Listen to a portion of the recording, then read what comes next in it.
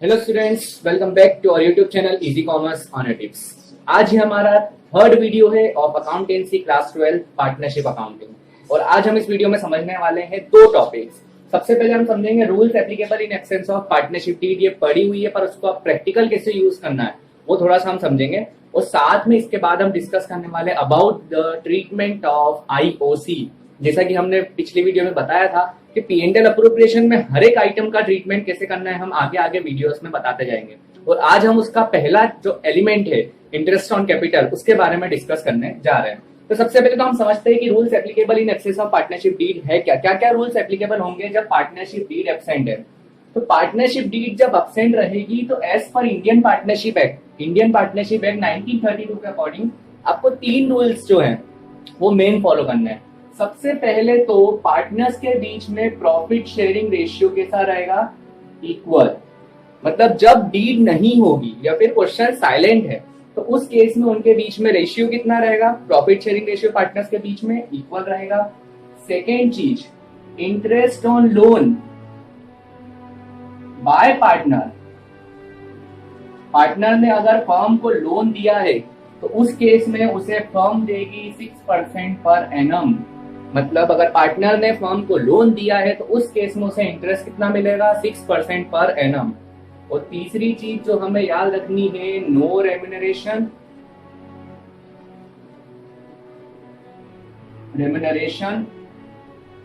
And charge of IOD. Interest on drawing का कोई भी चार्ज नहीं होगा, ना ही किसी पार्टनर को किसी भी तरीके की रेम्यूनरेशन दी जाएगी। रेम्यूनरेशन का मतलब होता है जो जो चीजें आप पार्टनर को दे रहे हो apart from profit and capital. अब यहाँ पे पार्टनर को हम क्या क्या देते हैं, सैलरी देते हैं, आईओसी देते हैं, कमीशन देते हैं। तो ये सब चीजें अब कुछ भी नहीं देनी है। कब नहीं देनी है, जब डीड क्या रहेगी, एब्सेंट। पार्टनरशिप डीड एब्सेंट है। ये मेजर तीन रूल्स को आपको हमेशा याद रखना है और ये बहुत काम के रूल है। एमसी के बन के आ जाए तो बिल्कुल भी छोड़ना मत इसे, और वैसे आने की चांसेस उतनी ही रहती है। तो यहाँ पे आपको क्या याद रखना है, पार्टनर्स में अपने प्रॉफिट शेयरिंग रेशियो कैसा रहता है, इक्वल। इंटरेस्ट ऑन लोन, अगर पार्टनर ने कोई लोन दिया है, पार्टनर का बोल रहा हूँ मैं यहाँ पे, वर्ड ध्यान रखना, पार्टनर। पार्टनर ने अगर फर्म को लोन दिया है तो उसे 6% पर एनम देंगे हम। और नो रेम्यूनरेशन और charge of interest on drawing. Drawing पे कोई भी इंटरेस्ट नहीं चार्ज करना है, ना ही किसी पार्टनर को रेम्यूनरेशन, सैलरी वेलरी कुछ भी नहीं देना है। ये तीन मेन रूल्स आपको याद रखने हैं और ये दिमाग में बिठा लेना कैसे भी करके, क्योंकि ये आपके अगर आ गए एग्जाम में in the form of MCQ और in the form of question तो बिल्कुल भी इसे आप नहीं छोड़ोगे। अब अपन डिस्कस करते हैं इंटरेस्ट ऑन कैपिटल के बारे में। तो इंटरेस्ट ऑन कैपिटल का मैं एक बढ़िया सा चार्ट बनवा देता हूं आपको, और आप एक काम करिएगा, कॉपी लेके बैठना है, चार्ट को कॉपी कर लेना, आपके क्वेश्चन सभी इससे सॉल्व हो जाएंगे।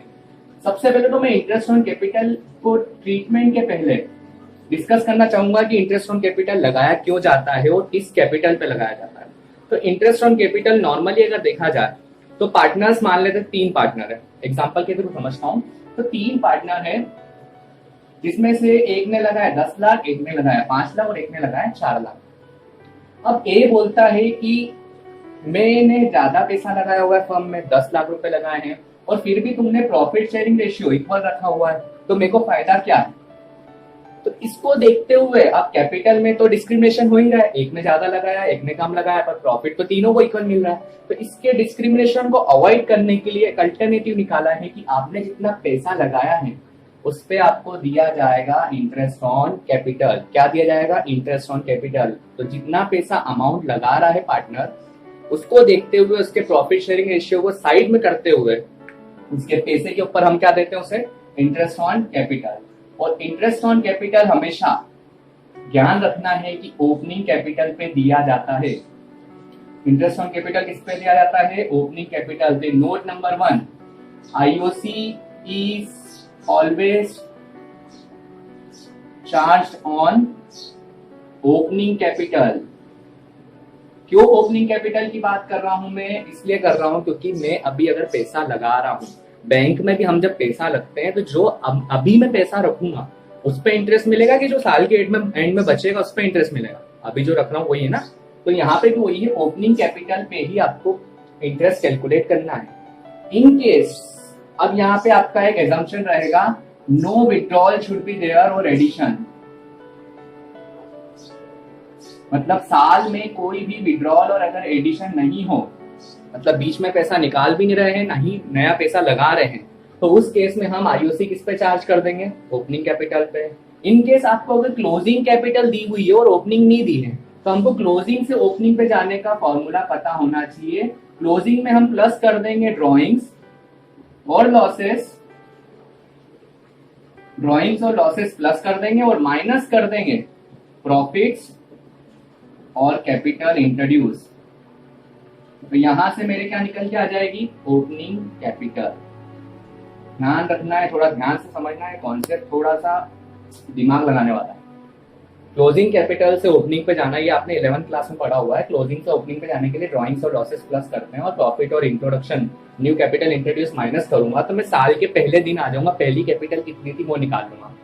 उसके बाद में ओपनिंग कैपिटल पे क्या करूंगा? आईओसी चार्ज कर दूंगा।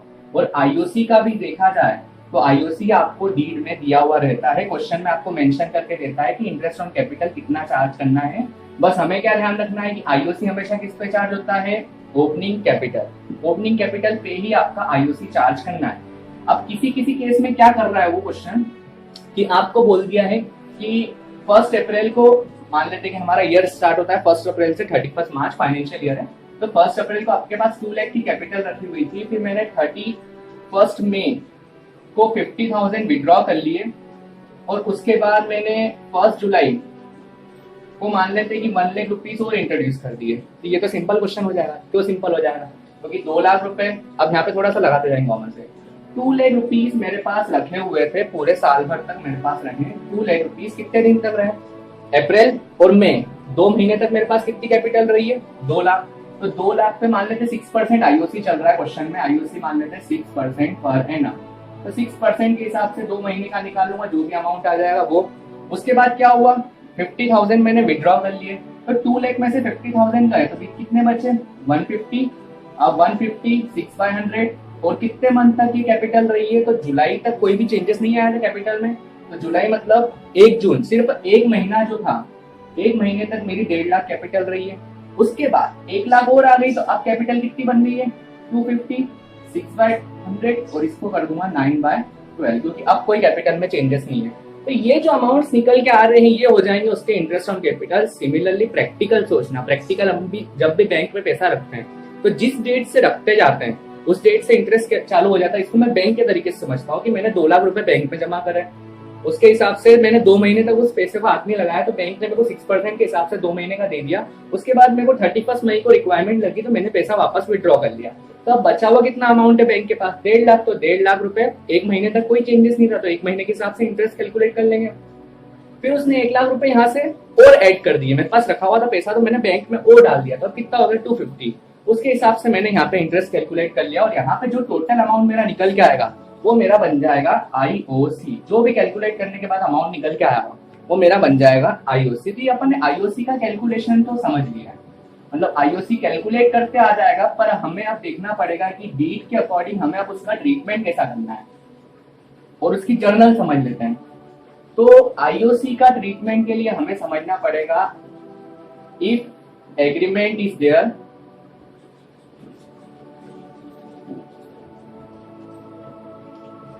और if no agreement.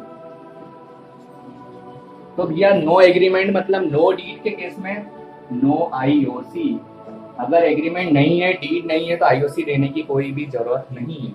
In case agreement रखा हुआ है और क्वेश्चन ने बोल दिया ट्रीटेड एज चार्ज, चार्ज जैसा ट्रीट करना। ये वर्ड आपको जब भी दिख जाएगा, चार्ज का मतलब होता है कंपलसरी, देना ही पड़ेगा। तो जब भी क्वेश्चन बोल दे कि आईओसी आपको देना ही है, तो जितना भी आपका अमाउंट निकल के आ रहा है इंटरेस्ट ऑन कैपिटल का, वो आप दे दो, चाहे प्रॉफिट हो या लॉस, वेदर प्रॉफिट और लॉस, आपको इंटरेस्ट ऑन कैपिटल देना ही पड़ेगा। ये कब देना है? जब एग्रीमेंट है आपके पास और बोल दिया है क्वेश्चन ने कि इंटरेस्ट ऑन कैपिटल को ऐसे चार्ज ट्रीट करो, तो उस केस में हम ज्यादा नहीं सोचेंगे, प्रॉफिट और लॉस हमें देना ही पड़ेगा। If not treated as charge, question ने कुछ नहीं बोला है, सिर्फ आईओसी देना है और क्वेश्चन ने कुछ नहीं दिया हुआ है कि यार कितना मतलब ट्रीटेड एज चार्ज करना है या नहीं करना है। तो उस केस में हमारे पास अल्टरनेटिव रहेंगे। अगर सफिशिएंट प्रॉफिट है, मतलब फर्म के पास सफिशिएंट प्रॉफिट रखा हुआ है, तो उस केस में अलाउ आईओसी, मतलब जितना भी आईओसी निकल के आ रहा है उतना अलाउ कर दो। कब करेंगे? जब सफिशिएंट प्रॉफिट रखा हुआ है। इन केस इनसफिशिएंट प्रॉफिट रखा हुआ है, जब भी हमारे पास इनसफिशिएंट, मतलब मान लेते हैं कि मेरा आईओसी बन रहा है 20,000 का, तीनों पार्टनर्स का मान लेते हैं 20,000 के अप्रोक्स में अमाउंट बन रहा है और मेरे पास प्रॉफिट सिर्फ 10,000 का रखा हुआ है। तो ध्यान से समझना, जब भी इनसफिशिएंट प्रॉफिट का केस आता है, आईओसी ज्यादा है प्रॉफिट कम है, तो उस केस में हम प्रॉफिट को, जितना भी नेट प्रॉफिट हमारे पास रखा हुआ है, प्रॉफिट जितना रखा हुआ है, उसको किस रेशियो में बांट देंगे? कैपिटल रेशियो में। जो कि घूम फिर के हमको इंटरेस्ट ऑन कैपिटल देते क्यों हैं? कि उनका जो कैपिटल के साथ डिस्क्रिमिनेशन हो रहा है उसको अवॉइड करने के लिए। तो जब इनसफिशिएंट प्रॉफिट रहेगा तो हमारे पास जो भी प्रॉफिट रहेगा उसे हम किस रेशियो में बांट देंगे? कैपिटल रेशियो में। और in case of loss, loss अगर हो रहा है तो नो आईओसी, आईओसी कोई भी देने की जरूरत नहीं है। तो वापस से मैं समझा देता हूँ, एक बार रिकैप कर लेते हैं कि जब एग्रीमेंट रहता है तो उसमें भी दो ऑप्शन रहते हैं। अगर एग्रीमेंट में रिटर्न है कि हाँ interest on capital to be treated as charge, तो उस केस में हमको आईओसी देना ही पड़ेगा, चाहे प्रॉफिट हो कि लॉस हो, हमें उससे मतलब नहीं है।